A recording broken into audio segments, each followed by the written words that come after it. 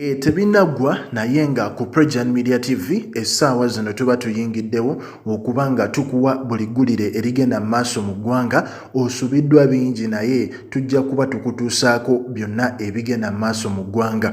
Naye nga omukulu amanyiddwa nga Pulezidenti Yoweri Tibuhaburwa Museveni ng'ono yagambibwa okuba nti gwe balonze okuba pulezidenti w'eggwanga Uganda kyaddaaki aba United Nations Watch oba bayite UN bavuddeyo ne babaako ebigambo ebifumita ate nga bisongovu bye bakozesezza okuba nga bamuyozaayoza okuwangula obukulembeze buno.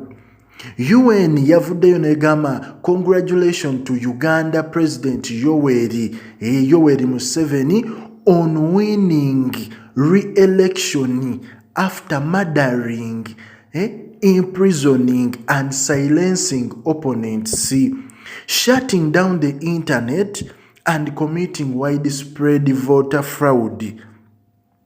Owulira UN bavuddeyo ne bagamba President Yoweri Kaguta Museveni nti tukuyozaayoza okuwangula akalulu ak'omulundi ogw'okumeka ogwo gwe sitegedde, naye nga omaze okutta abantu bangi, omaze okusiba abantu ab'enjawulo, era ng'omaze ossirisa abakuvuganya, ate era ng'omaze okuggyako intaneti.